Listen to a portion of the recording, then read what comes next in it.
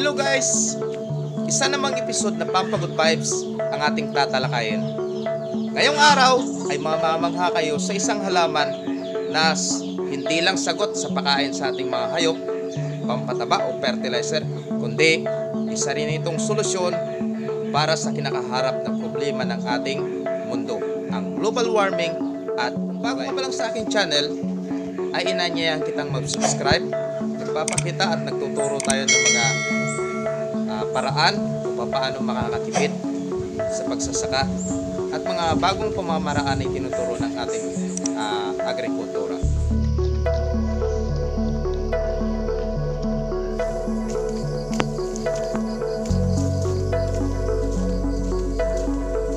So dito yung aking asulapan, mix ng duckweed at saka asula. Dati kasi duckweed, dinagdagan ko ng asula, kaya ito na siya.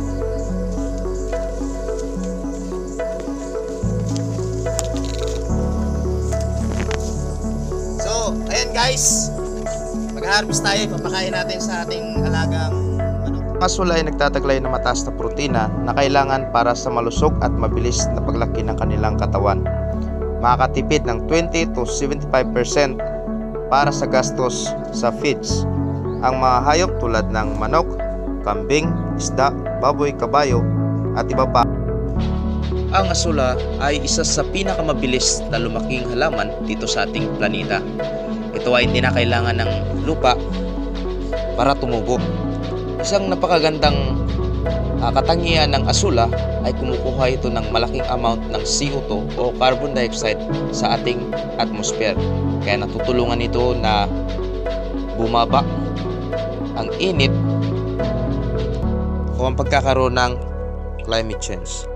Sinasabi rin sa pagsasaliksik na ang asula ay ang isa sa pinakamatandang fossil fuels na humigit na sa 70 million years ang nakakaraan. Pero bago natin ipapakain, kailangan linisan muna natin ito, hugasan natin ng malinis na tubig. Tapos dahil hindi pa sana yung ating manok na kumain ng pure asula, so haluan pa rin natin siya.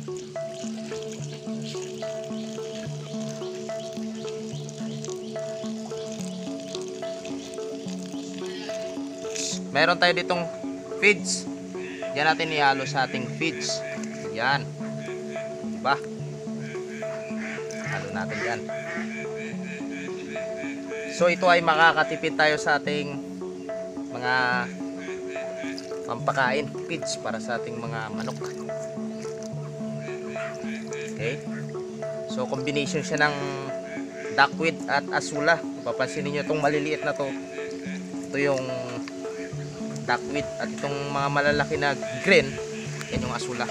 Okay, dahil mas malalaki yung asula, gagawin natin, imimix natin siya sa feeds para mas mabilis, madali lang pagkain ng manok. Mix natin siya sa feeds.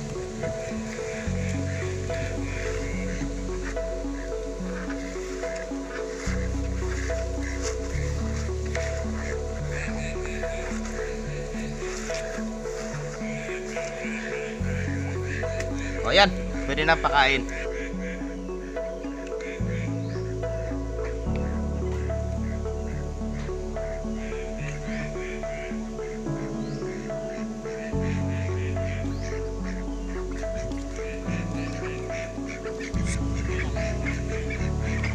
Ayan, gusto ng mga bibi.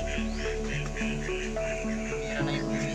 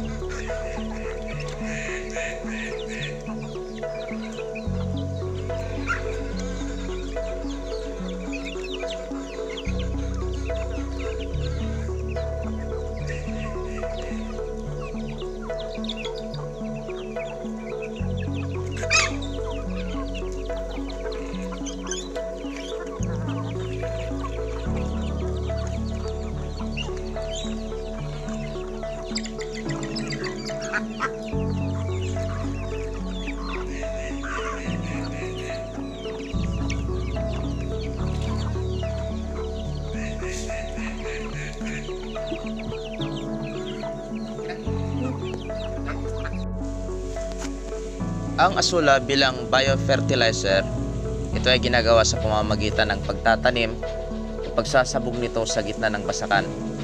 Kapag dumami na ang asula, ito ay kakalat sa palibot ng mga puno ng palay. At kapag ka nagpatuyo ng basakan, ang mga asula ay matutuyo, mamamatay, at sa kanilang pagkamatay, i-release nila ang kanilang mga nitrogen at ito magsisilbing pataba sa mga palayan. Ito ay ginagawa na sa iba't ibang bansa. Ang kagandahan nito ay makakatipid tayo sa pagbibili natin ng mga inorganic fertilizer at mas lalong tataba ang mga lupa sa ating palayan. Salamat guys sa panonood mo sa aking video ngayong araw. Kung natuto ka ay paki-like na rin at i-click mo na rin ang notification bell para lagi kang updated sa ating mga videos. Tayo ay nag-upload ng mga video at tips para paano makakapagtipid sa pagsasaka at mga